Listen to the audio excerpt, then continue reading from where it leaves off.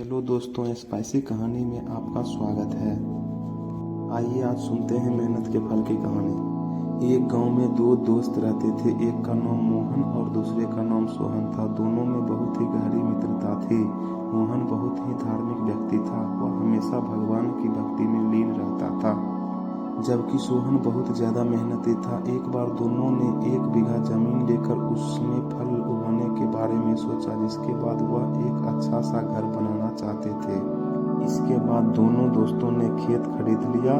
सोहन दिन रात खेत में मेहनत करता और मोहन मंदिर में बैठकर फसल अच्छी होने के लिए भगवान से प्रार्थना किया करता।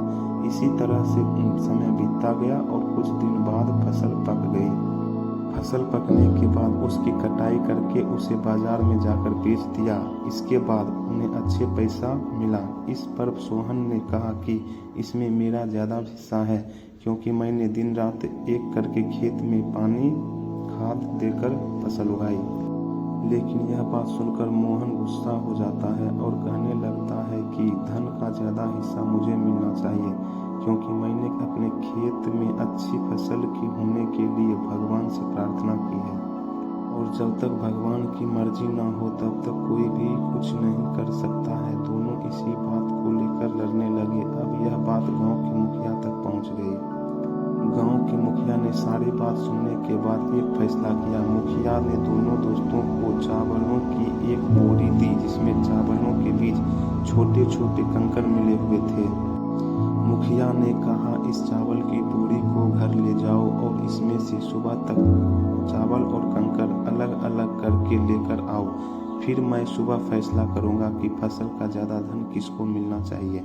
दोनों अपनी अपनी चावल की बोरी लेकर घर चले गए।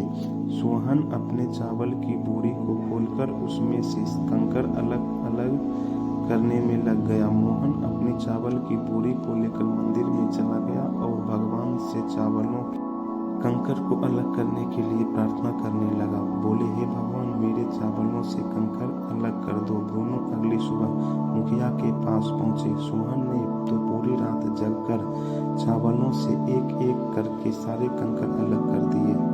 इस पर मुखिया बहुत खुश हुआ और मोहन ने अपनी बोरी मंदिर से ले जाकर ऐसी की ऐसी मुखिया के सामने रख दी और मुखिया से बोला, आप बोरी को खोल कर देख लीजिए। मुझे भगवान पर पूरा विश्वास है कि इस चावल की बोरी से सारे कंकर निकल चुके होंगे। लेकिन जब मुखिया ने चावलों की बोरी खुलवाई तो देखा सारे कंकर चावलों के बीच। मुखिया ने मोहन को समझाते हुए कहा कि भगवान भी हमारी मदद तब ही करते हैं जब हम अपनी तरफ से मेहनत करते हैं।